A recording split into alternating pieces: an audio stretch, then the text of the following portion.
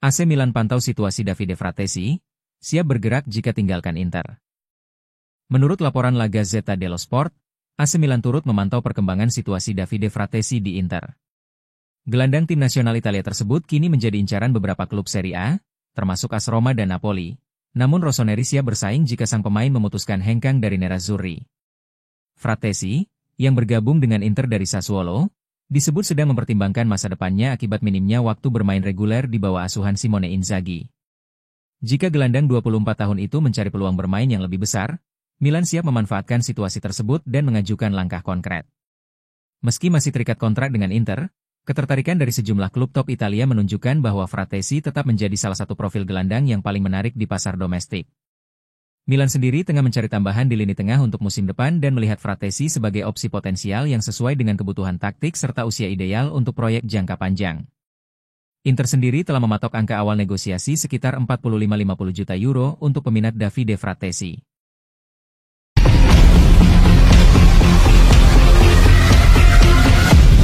Simone Inzaghi akui cedera pemain membatasi pilihan Inter Milan. Simone Inzaghi mengungkapkan bahwa tertinggal lebih dulu dalam laga semifinal Coppa Italia melawan AC Milan justru membantu Inter Milan bangkit dan tampil lebih baik di babak kedua. Ia juga menyoroti masalah cedera yang membatasi pilihannya dalam pertandingan ini. Pertandingan leg pertama berakhir imbang 1-1, yang membuat segalanya masih terbuka menjelang leg kedua pada 23 April. Tammy Abraham membawa Milan unggul lebih dulu, namun Hakan Çalhanoğlu berhasil menyamakan kedudukan lewat tendangan dari luar kotak penalti. Sementara itu, Mike Maignan tampil luar biasa dengan beberapa penyelamatan penting di menit-menit akhir. Itu adalah derby. Kami seharusnya bisa unggul di babak pertama melalui peluang De Vrij dan pergerakan Fratesi, lalu Milan memiliki insiden itu yang membuat mereka unggul setelah babak kedua dimulai, kata Simone Inzaghi kepada Sport Mediaset. Saya yakin hal itu pada akhirnya membantu kami, karena penampilan kami di babak kedua lebih baik daripada babak pertama. Kami menciptakan banyak peluang mencetak gol melawan tim Milan yang tangguh. Meski puas dengan semangat juang timnya, Inzaghi mengakui bahwa cedera pemain menjadi kendala besar bagi Inter Milan. Saya menyukai penampilan para pemain saya yang banyak berkorban. Hanya ada 14 pemain outfield yang tersedia, karena Marco Arnautovic dan Federico Di Marco tidak dalam kondisi yang baik untuk masuk bermain dari bangku cadangan. Saya memiliki beberapa pemain tim muda yang siap, jadi saya meminta semua orang untuk berusaha lebih keras, tambahnya.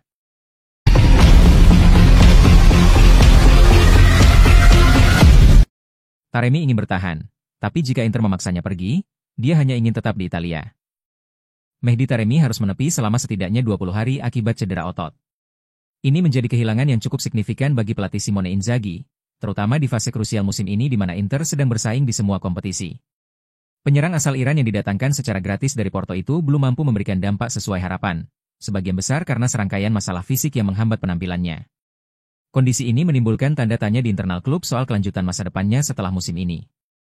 Wartawan asal Iran, Hatam Shiralizadeh dari kantor berita Tasnim News, memberikan informasi terbaru mengenai situasi Taremi. Taremi ingin bertahan di Inter. Prioritas utamanya adalah bermain di bawah asuhan Simone Inzaghi, yang masih mempercayainya. Namun jika ia harus pergi pada musim panas nanti, baik secara pinjaman atau permanen, ia akan mencari klub lain di Serie A, ujarnya. Taremi diakini masih memiliki ambisi kuat untuk bertahan di level tertinggi sepak bola Eropa, dengan preferensi khusus untuk tetap bermain di Italia negara yang ia pilih tahun lalu meskipun ada tawaran lebih besar secara finansial dari liga-liga eksotis. Masa depannya di Inter kini bergantung pada penampilannya di sisa musim dan evaluasi akhir dari pihak klub saat bursa transfer mendatang.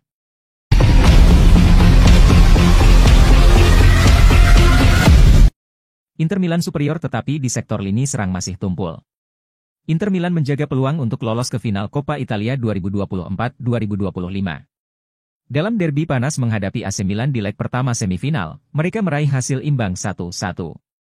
Meski tertinggal lebih dulu, Nerazzurri berhasil menunjukkan semangat juang yang tak kenal lelah. Dengan hasil imbang ini, peluang untuk melaju ke final masih terbuka lebar. Namun, Inter harus meningkatkan kualitas permainan, terutama lini serang mereka, jika ingin memastikan kemenangan di leg kedua nanti. Josep Martinez, kiper Inter Milan, menunjukkan performa yang solid di bawah Mistar.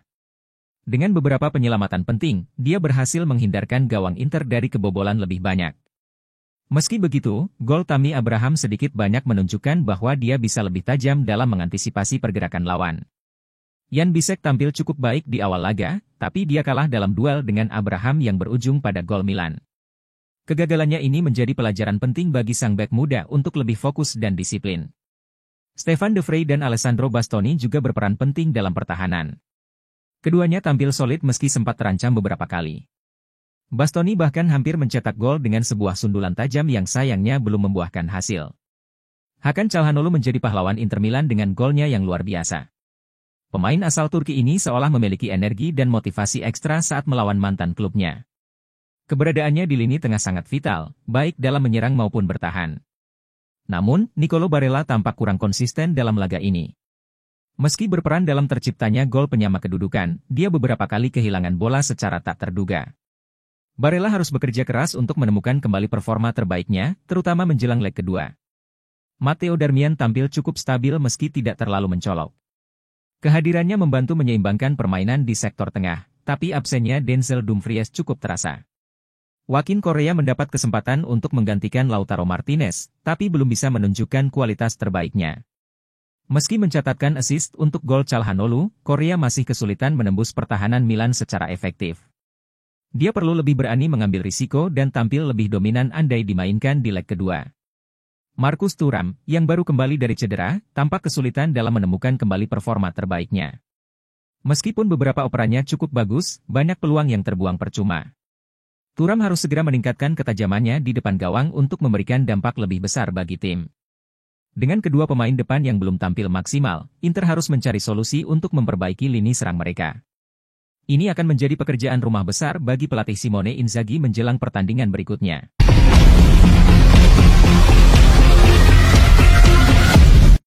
Media Italia tegaskan rumor Cristiano Ronaldo ke Inter, omong kosong. Cristiano Ronaldo diklaim akan meninggalkan Al Nassr. Kabar bintang Portugal tersebut akan gabung Inter Milan dianggap klaim yang hampir tidak mungkin.